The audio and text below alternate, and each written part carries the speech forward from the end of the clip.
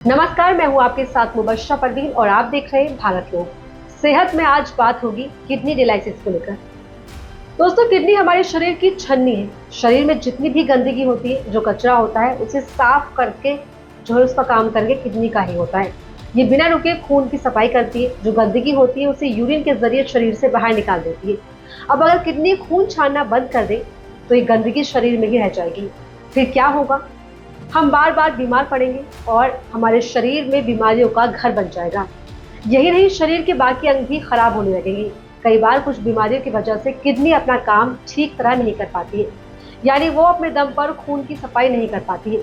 ऐसे में जरूरत पड़ती है बाहरी मदद की, जिसे कहते हैं डायलिसिस। तो आइए जानते हैं कि डायलिसिस क्या होता है, इसकी जरूरत किन लोगों को पड़ती है और किडनी डायलिसिस कैसे होता है और किडनी डायलिसिस के पेशेंट्स अपनी ज़िंदगी कैसे नॉर्मल बना सकते हैं। सबसे पहले बात करते हैं कि किडनी डायलिसिस क्या होता है। शरीर को घर की तरह देखें तो किडनी उसकी हाउस हेल्पर है। आमतौर पर किडनी का काम शरीर की गंदगी साफ करते हुए उसे बाहर निकालने का होता है। लेकिन अगर ये गंदगी बाहर नहीं निकलती तो धीरे धीरे हमारे शरीर में कचरा इकट्ठा होने लगता है, जिसकी वजह से कई सारी बीमारियां हो सकती हैं और उन्हीं में से एक है किडनी डायलिसिस। अब बात करते हैं किडनी डायलिसिस की ज़रूरत किन लोगों को पड़ती है। दरअसल जिन मरीजों की किडनी पूरी तरह खराब हो चुकी है उन्हें इसकी ज़रूरत खास तौर पे पड़ती है। जैसे डायबिटीज़ और हाइपरटेंशन की कुछ मरीजों को किडनी की कई बार पूरी तरह से खराब हो जाती है। उनमें रेगुलर डायलिसिस की ज़रूरत पड़ती है। कभी कभी दूसरी बीमारियों के चलते भी अचानक किडनी खराब हो जाती है। ऐसे में किडनी कुछ समय के लिए आराम पर चली जाती है। इन मरीजों को कुछ दिनों से लेकर कुछ हफ्तों तक डायलिसिस की ज़रूरत पड़ सकती है। अब जान लेते हैं कि किडनी डायलिसिस कैसे होता है। किडनी डायलिसिस के दो तरीके होते हैं, हीमोडायलिसिस और पैरोटिन डायलिसिस। हीमोडायलिसिस की बात करें तो इसका इस्तेमाल ज़्यादा होता है। इसमें आपके शरीर से खून निकाला जाता है, फिर उसे डायलिसिस की मशीन में डाला जाता है।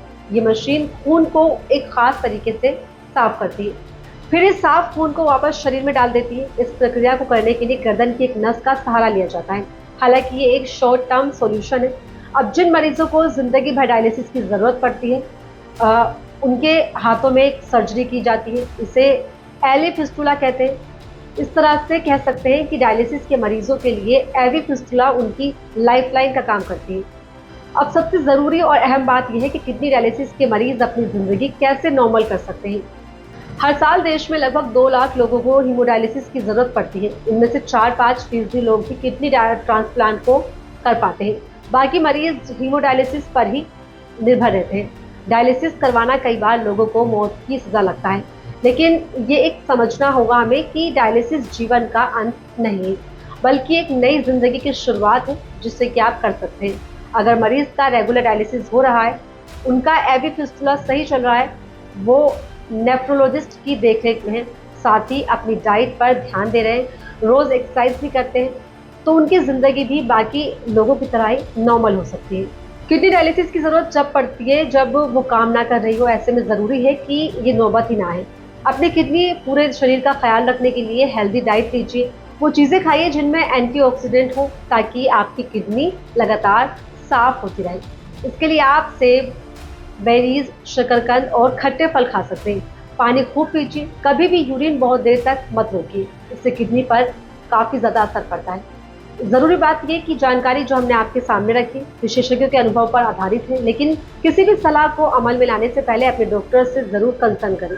फिलहाल इस वीडियो में इतना ही। वीडियो आपको पसंद आए तो वीडियो को लाइक करें, शेयर करें, हमारे चैनल को सब्सक्राइब करें, ताकि आप तक ऐसे ही ज़रूरत की वीडियोस आते रहें।